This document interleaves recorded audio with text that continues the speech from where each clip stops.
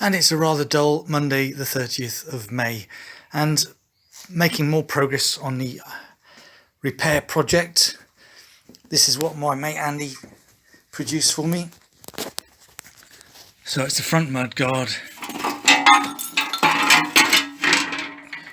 with the brackets welded on but blank, so I've got to cut them and drill the holes, and the holes that were in the thing have all gone now, all welded up. So what I've got to do is just smooth it down and cut the mounting brackets to length. That's good. And my mate Dave, also known as Rupert Ratio, world-class knowledge of BSA engines, has provided me with some bits and pieces. So I've got myself a clutch push rod. Brilliant. I've got myself a new rocker cover which isn't broken and comes with a inspection cover and rockers complete. So that will be replacing this thing which is knackered.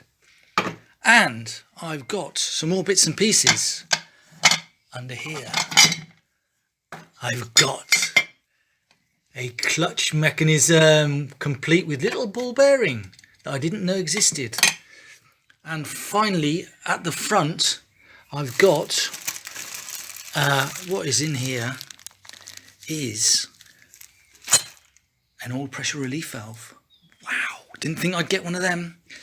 But the most important thing I've done is I bought a die and put it on this thread, and eventually dyed myself a decent thread on here for this alternator nut to go on, which means I don't have to replace the whole blooming crankshaft, which is good. And these spacers here for the primary chain tensioner, and these spacers here. So the alternator stator now fits on there quite nicely. So, making progress, but it's so slow. I think they'll have banned petrol-driven motorbikes by the time I finish this project.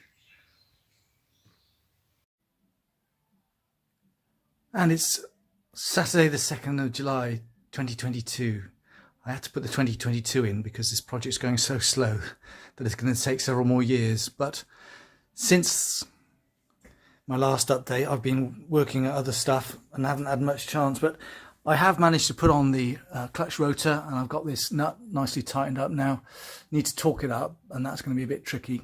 And I've put all the clutch